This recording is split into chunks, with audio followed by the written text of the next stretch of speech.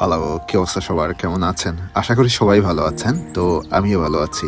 ইদানিং আমার বেশ কিছু আঁকাআঁকি হচ্ছে। সেই আঁকাআঁকিতে আমি একটা পোস্ট দিয়েছিলাম, যাদের কোনো বিষয় যদি সাজেস্ট করার থাকে আমাকে সাজেস্ট করার জন্য, যে আমি চেষ্টা করব সেটা এঁকে দেখানো। এক দাদার একটা আবেদন ছিল চা বাগান নিয়ে একটা ছবি আঁকার জন্য। আমি সেটা ট্রাই করতেছি।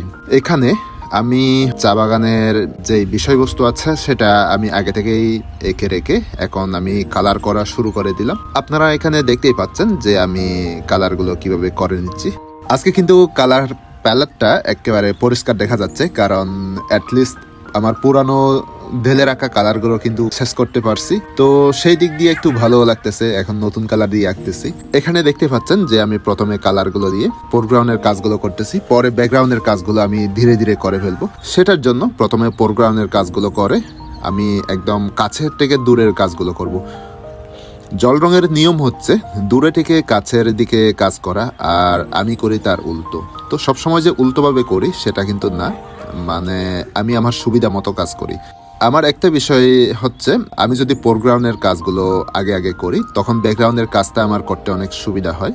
আবার অনেক ক্ষেত্রে দেখা যাচ্ছে ব্যাকগ্রাউন্ডের কাজটা আগে আগে করলে ফোরগ্রাউন্ডের কাজগুলো ভালোভাবে করা যায়। বিশেষ করে অ্যাক্রিলিক পেইন্টিং যখন করি তখন কিন্তু আমি আবার ব্যাকগ্রাউন্ডের কাজগুলো আগে করি, তখন ফোরগ্রাউন্ডের কাজটা কিন্তু করতে সুবিধা হয়।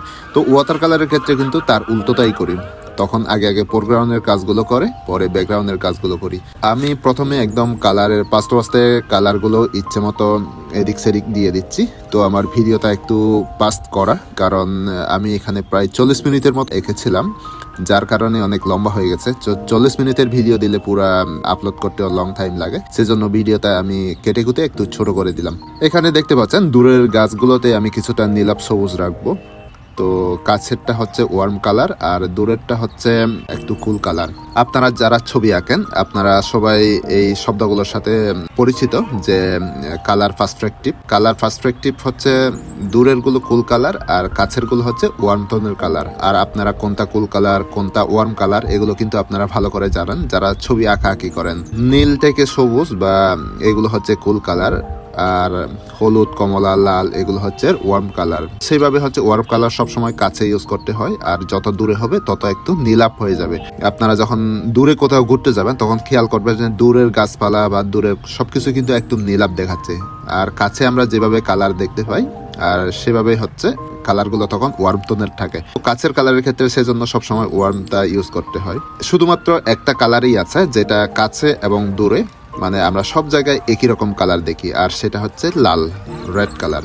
আর সেই রেড কালারটা সেজন্য রেড কালারটা বিভিন্ন জায়গায় বা যেখানে বিপজ্জনক বা কোনো অঘটন, সেজন্য সেটাকে লালটা দিয়ে সিগন্যাল দেওয়া হয়, কারণ এটা হচ্ছে মানে সব জায়গা থেকে সবসময় একইভাবে দেখা যায়। এজন্য এটার হয়তো আরো অন্য ব্যাখ্যাও থাকতে পারে, তো আমি সেই ব্যাখ্যাগুলো জানি না। তবে আমার প্রাথমিকভাবে আমি যেটা জানি সেটা হচ্ছে এই লাল রংটা যাতে সবাই কিন্তু সকল দূরত্ব থেকে সব ধরনের দূরত্ব থেকে একই দেখায় বলে মানে সেটা ইউজ করা হয়। দেখতে দেখতে আমি পাস্ট ওয়াশ দিয়ে এখন ডিটেলস গুলো করার চেষ্টা করতেছি। আপনারা দেখতে পাচ্ছেন এখানে আমার ডিটেলস গুলো কিভাবে করে ফেলতেছি একটার উপর একটা। ছবিটা কিন্তু মোটামুটি বড় আছে, তো এই জন্য একটু সময়েরও দরকার, আর ছোট ছবি হলে অনেক তাড়াতাড়ি হয়ে যায়। আমি সহজভাবে চেষ্টা করতেছি যাতে সহজেই করা যায় সবকিছু।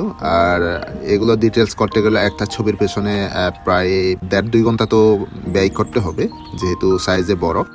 আর আমি সেটা না করে আমি খুব অল্প সময়ে, যাতে খুব কম সময়ে এগুলো আঁকা যায়, মানে সেই পন্থাটা অবলম্বন করি। এজন্য আমার ছবিতে আমি এত ডিটেলস করি না, তবে জল রঙের ছবি এত ডিটেলস না করাই ভালো। আর আপনি যদি ডিটেলস করতে চান সেক্ষেত্রে অ্যাক্রিলিক দিয়ে করতে পারেন। তবে হ্যাঁ, এটা দিক দক্ষতা দেখানোর জন্য আপনার ডিটেলস করার প্রয়োজন আছে, কিন্তু আবার সবকিছু আবার ডিটেলস করলে এত সুন্দরও লাগে না। আর ছবি একটু আঁকার মতোই হলেই ভালো। আঁকা ছবি যদি একদম ফটোগ্রাফির মতো হয় তো সেক্ষেত্রে তো আর আঁকা আর ফটোগ্রাফির মধ্যে তফাৎ থাকবে না। এজন্য আমি যেটা করি সবসময় একটু আঁকা ছবিগুলো আঁকার মতো রাখি। আপনারাও চেষ্টা করবেন আপনাদের খেয়াল খুশি মতো বা আপনাদের সুবিধা মতো সেভাবে কাজগুলো করার জন্য। আমিও সেভাবেই করি। তো দেখতে দেখতে আমার ছবিটা আঁকা কমপ্লিট হয়ে গেল। এখন আপনারা পুরোপুরি ফাইনাল কাজটা দেখতে পাচ্ছেন।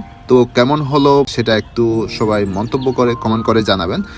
আর আপনাদের যদি কোনো বিষয়ে সাজেস্ট করার থাকে সেটা আমাকে বলতে পারেন, আমি চেষ্টা করব পরবর্তী ভিডিওতে সেটা এঁকে দেখানোর জন্য। আমার পৃষ্ঠাটা অনেক পুরানো হয়ে গেছে, এজন্য কিন্তু এখানে কালারগুলো কিছুটা ফেটে গেছে। এটা পরবর্তীতে শুকালে আবার অ্যাডজাস্ট হয়ে যাবে, তো শুকানোর পরে কিন্তু ছবিটা আরো উজ্জ্বল হবে।